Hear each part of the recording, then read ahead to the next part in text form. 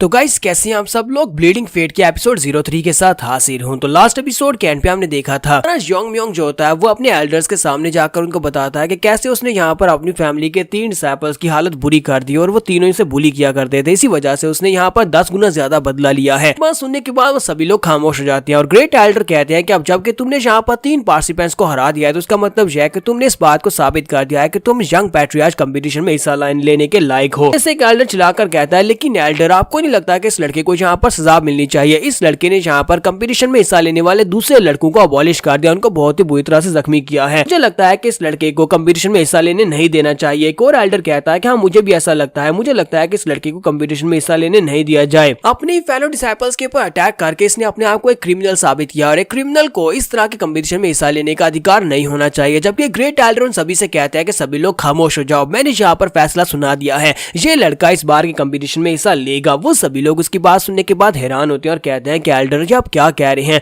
तो एल्डर कहते हैं कि मैं यहाँ पर फैसला सुना चुका हूँ, अब इस लड़के को यहाँ पर इस कंपटीशन में हिस्सा लेना पड़ेगा और अब जबकि ये बहुत ज्यादा कॉन्फिडेंट है तो मैं यहाँ पर इसके साथ एक शर्त भी रखने वाला हूँ। टैंग योंग म्योंग, अगर तुम इस कंपटीशन को नहीं जीत पाते, इस कंपटीशन में हिस्सा लेने के बाद तुम कंपटीशन को नहीं जीत पाते, तुमने आज यहाँ पर 3 डिसाइपल्स के ऊपर अटैक किया और उनके साथ जो कुछ भी किया है इसकी वजह से जो तुम्हें सजा मिलनी है वो सजा तुम्हें जरूर मिलेगी। लेकिन अगर तुम कंपटीशन को जीत जाते हो तो फिर हम इन सारी बातों को माफ कर देंगे और इसे बुलाकर तुम्हें अपने क्लैन का नया क्लैन लीडर बना देंगे। तो क्या तुम इस बात से एग्री करते हो? तो योंग म्योंग कहता है कि मुझे इस बात से कोई दिक्कत नहीं है। तो नेक्स्ट सीन हमें योंग म्योंग के घर का दिखाया जाता है। जब वो घर वापस आता है तो उसकी मॉम काफी ज्यादा परेशान हो जाती है। वो उसे कहती है कि तुमने ऐसा क्यों किया है, तुम ऐसा कैसे कर सकते हो? तुम्हें पता है कि इस बार के यंग पैट्रियार्च कंपटीशन में कितना ज्यादा खतरा है, वो बहुत ज्यादा खतरनाक हो सकता है। तुम्हारे पास तो मार्शल आर्ट्स भी नहीं है, तुमने कभी ट्रेनिंग भी नहीं की। तो वो योंग म्योंग अपनी मॉम से कहता है कि नहीं मॉम, आपको लगता है कि मैंने यहाँ पर गलत किया है, लेकिन मुझे नहीं लगता कि मैंने यहाँ पर कुछ भी गलत नहीं किया, ये बहुत ज्यादा जरूरी था। तो उसकी मॉम सोच रही होती है मेरे बेटे ने यहाँ पर जिस टोन में मुझसे बात की है, यहाँ पर इस बात से साबित हो रहा है कि ये वाकई में इस मसले को लेकर बहुत ज्यादा सीरियस है और इसे पता है कि ये क्या कर रहा है, यानी कि इस वक्त इसकी बॉस के पास पूरी तरह से पूरा कॉन्फिडेंस है इस काम को करने का। कि बाप ने इसका नाम योंग म्योंग रखा था, इसका मतलब यह है कि जब तक पॉसिबल हो तब तक तुम्हें सर्वाइव करना है। मुझे तो लगा था कि मेरा बेटा अभी तक सिर्फ और सिर्फ एक बच्चा ही है, लेकिन मुझे लगता है कि अब मेरा बच्चा बड़ा हो चुका है, ये ग्रेट मैन बनेगा और बहुत ही जल्दी फैमिली का पैट्रियार्च बनने वाला है। तो मॉम उसे कहते हैं कि योंग म्योंग, मैं यहाँ पर तुमसे ये नहीं पूछूंगी कि तुमने ये सब कुछ कैसे किया, एक बच्चे को नहीं बल्कि 3 बच्चों को बुरी तरह से जख्मी तुमने कैसे किया, तुमने कौन सी मार्शल आर्ट्स की टेक्निक को यूज किया।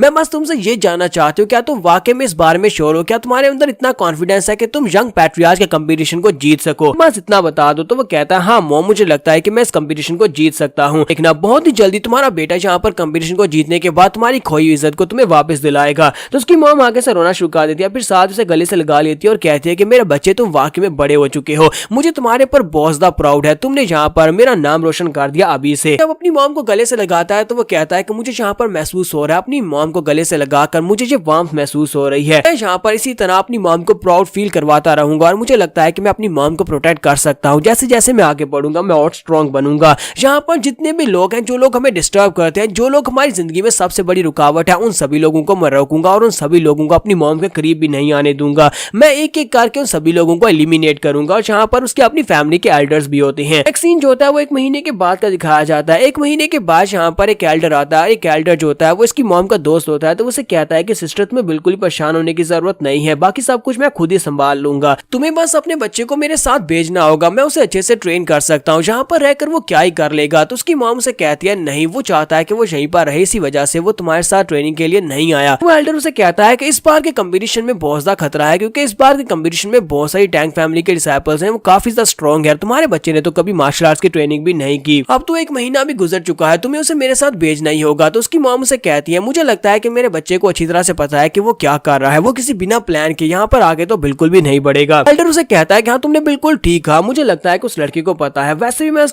उसकी मेंटालिटी, उसकी करेज और साथ में उसके कंपोजर को देख चुका हूँ। मैं ये सब कुछ देखने के बाद कहता हूँ कि वो अपनी एज के बॉयज से ज्यादा आगे निकल चुका है, यानी कि वो काफी मैच्योर हो चुका है। तो इस एल्डर का नाम जोकवी होता है। तो एल्डर जोकवी जो होता है इसकी मॉम का दोस्त है और साथ ही हमारा टैंग योंग म्योंग का बहुत ही अच्छा साथी बनने वाला है। तो टैंग की मॉम उसे कहती है क्योंकि अभी तक डार्क किंग की फैमिली यानी कि तुम हमारे बहुत ही अच्छे दोस्त रहे और साथ ही तुम इसे बहुत ही अच्छे से प्रोटेक्ट भी करते रहे हो, लगता है कि तुम उसको लेकर काफी ज्यादा परेशान हो रहे हो, लेकिन मुझे लगता है कि तुम्हें यहाँ पर कंपटीशन से पहले उसका ख्याल रखना चाहिए और उसके लिए बिल्कुल परेशान नहीं होना चाहिए। जोकवी उसे कहता है कि तुम्हें पता है कि उसने यहाँ पर 3 लड़कों को पीटा था, वो तीनों ही लड़के यहाँ के एल्डर्स के बेटे हैं और तीनों के एल्डर्स काफी ज्यादा पावरफुल है और वो लोग उसके लिए मुश्किल क्रिएट कर सकते थे। मैंने पूरे 1 महीने तक तुम्हारे बेटे को अच्छे से प्रोटेक्ट किया है, लेकिन इसके बाद उसके साथ जो कुछ भी होगा मैं उसके लिए उसको प्रोटेक्ट नहीं कर पाऊंगा, क्योंकि इसके आगे उसे अकेले ही अपना सफर कंप्लीट करना होगा। अगले 3 साल तक वो बिल्कुल अकेला होने वाला है। तो नेक्स्ट सीन हमें रूम के अंदर का दिखाया जाता है, जहां पर योंग म्योंग बैठा कल्टीवेट कर रहा था। वो वहां पर ध्यान लगाकर बैठा होता है और सोच रहा था कि मैं यहाँ पर कर क्या रहा हूँ, क्या मैं यहाँ पर आराम से बैठकर अपनी मॉम के बने हुए ताजे खाने को खाने के लिए बैठा हुआ हूँ।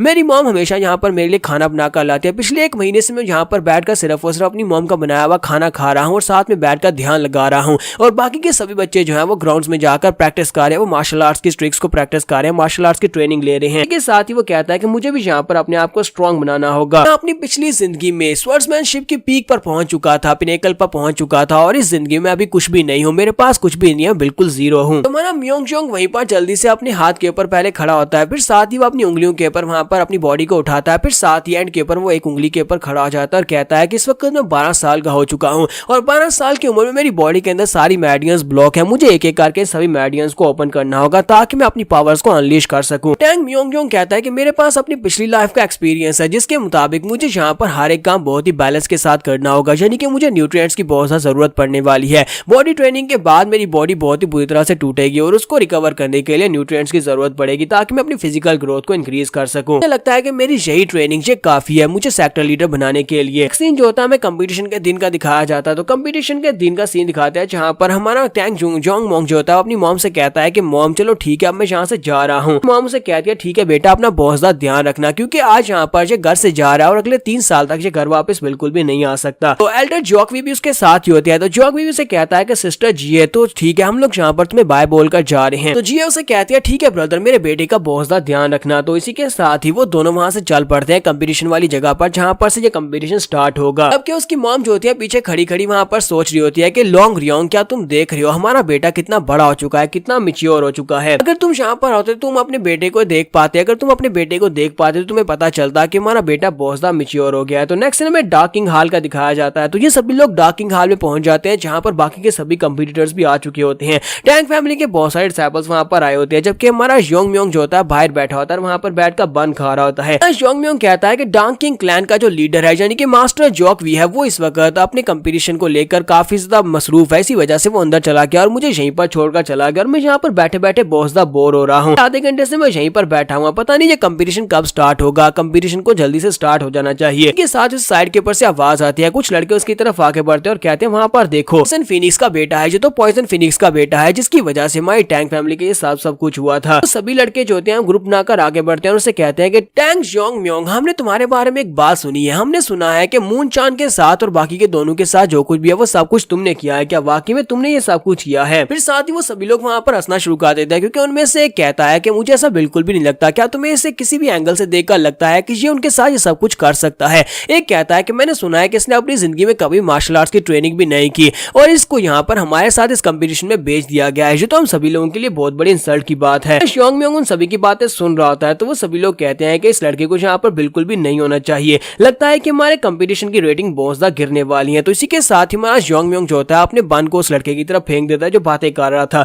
तो वो बन सीधा जाकर उस लड़के के मुंह पर लगता है। जैसी बन उसके मुंह पर लगता है वो लड़का वहीं पर नीचे गिरकर बेहोश हो जाता है। तो वो सभी लोग जल्दी से पीछे की तरफ हट जाते हैं और कहते हैं कि जल्दी से सभी लोग फाइट के लिए रेडी हो जाओ, इस लड़के ने अपने पास से किसी वेपन के साथ अटैक किया, देखो ये लड़का यहाँ पर बेहोश हो चुका है, लगता है कि इसने किसी हिडन वेपन को यूज किया। तो उनमें से कहता जरा रुको जरा रुको, वो आगे बढ़कर देखता है और कहता है कि यहाँ पर कोई भी हिडन वेपन नहीं है, ये तो कोई भी वेपन नहीं है, बल्कि इसने यहाँ पर अपने राइस केक को यहाँ पर फेंका है। ये बन खा रहा था और उसी बन को यहाँ पर इसने इस लड़के के मुंह पर दे मारा, लेकिन बन के अंदर इतनी पावर कहां से आई कि ये लड़का नीचे गिरकर बेहोश हो चुका है। बाकी के सभी लोग कहते हैं कि हम लोग इस लड़के को यहाँ पर ये सब कुछ नहीं करने दे सकते, ये इतना एरोगेंट है कि इसने यहाँ पर हमारे सामने हमारे दोस्त को बन मारकर बेहोश कर दिया। जान के साथ इसने जो कुछ भी किया था वो हम लोग यहाँ पर अपने साथ नहीं होने दे सकते। वो अकेला था लेकिन हमारे साथ यहाँ पर पूरा ग्रुप है, चलो सभी लोग मिलकर अटैक करते हैं। तो हमारा टैंक आगे बढ़ता है और कहता है कि तुम सभी लोगों ने यहाँ पर ये बात तो सुन ली कि मून चांद और उसके ग्रुप के साथ क्या हुआ था, लेकिन अब तुम्हारे साथ जो कुछ भी होने वाला है वो तुम लोग अपनी आंखों से देखने वाले हो। तुम्हारा टैंक योंग म्योंग उन लोगों से कहता है कि मैं तुम्हें एक बात बताऊं कि मून चांद तुमसे ज्यादा खास था, क्योंकि उसकी एक बाजू मैंने तोड़ दी थी, लेकिन इसके बावजूद वहां से भाग कर नहीं गया बल्कि मेरी मार खाता रहा।